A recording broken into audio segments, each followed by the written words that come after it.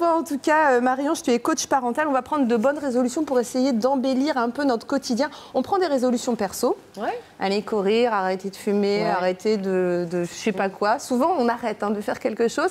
Oui, c'est vrai. Voilà. Avec toi, on va essayer d'essayer de se dire que les résolutions familiales, ça peut être bien.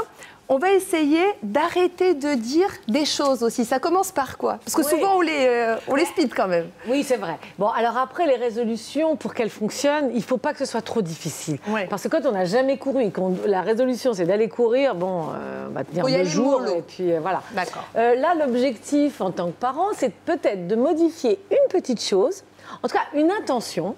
Ouais. Et on va voir qu'il y a des bienfaits pour toute la famille. Action, réaction. Action, réaction. C'est magique. Alors, il y a des petites choses, oui. Dépêche-toi, fais tes lacets, voilà. prends ta douche, c'est vrai qu'on est énervé le matin et on dit dépêche-toi. Ah, et même en fait, le soir, franchement. Oui, même le soir, c'est tout à fait juste. Mais et ça n'a pas, en fait, il y a un effet plus négatif qu'autre chose. Ils ne l'entendent pas. Ben, tant mieux, hein. Ouais. Parce qu'imaginez si on vous disait toute la journée dépêche-toi, dépêche-toi. Enfin, il ne vaut mieux pas entendre, hein. C'est insupportable. Donc là, on fait quoi alors? Eh ben là, alors, je ne dis pas qu'il ne faille pas le dire parce que voilà, mais peut-être qu'on se dit allez, on le dit 2 fois maximum. Si on peut le dire aucune fois, ce serait bien, on anticipe. Mais en tant que parent, c'est normal avec des petits bouts de chou, on dit allez, dépêche-toi. Alors après, il y a le « allez, dépêche-toi, dépêche-toi ». Et allez, maintenant, on se dépêche un peu. Voilà, on peut le dire de manière plus posée.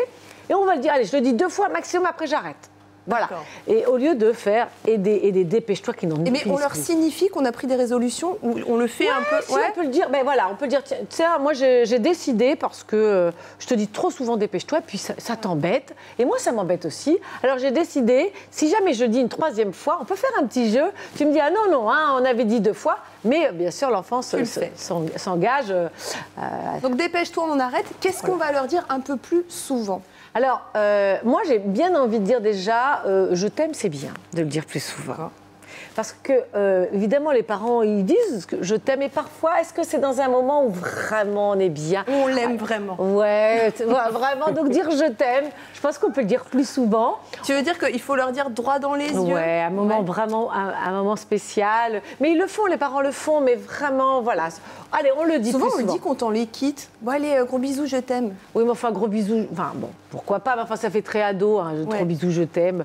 Non, enfin, voilà, peut-être qu'il y a des moments, on peut le dire. On leur dit vraiment, on se pose et on leur dit. On le dit, voilà. Moi, je trouve qu'il y a quelque chose qu'on ne fait peut-être pas assez quand on est parent, c'est de s'excuser quand on fait des erreurs. C'est pas facile. Bah, pourquoi? Parce que c'est pas facile. Parce que, alors comment on s'excuse alors? On est le modèle, donc si on s'excuse, c'est qu'on a raté et tout ça. Bah oui, tu fais le bon élève, là, arrête.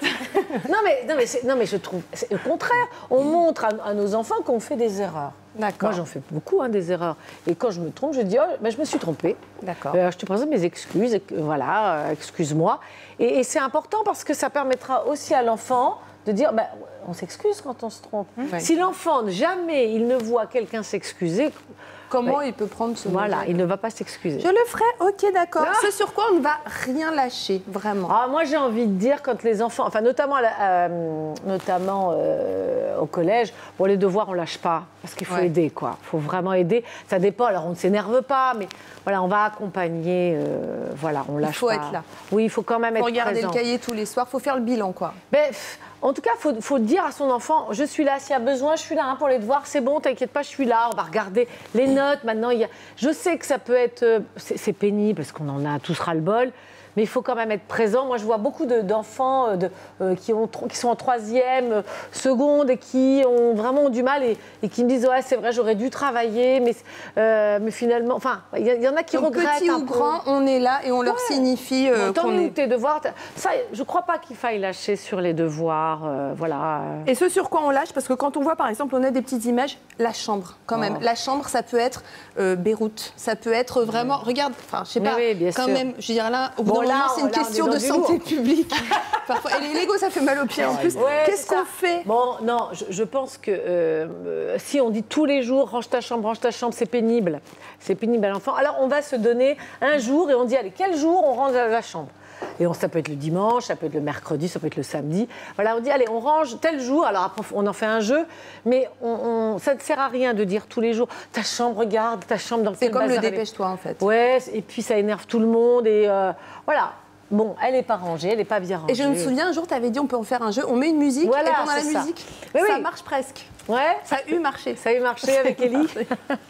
Bon, merci pour tous ces conseils, en tout cas, et on retrouve tes conseils, tes vidéos et tout sur terreeducation.com. Merci beaucoup, Marie-Ange. On va filer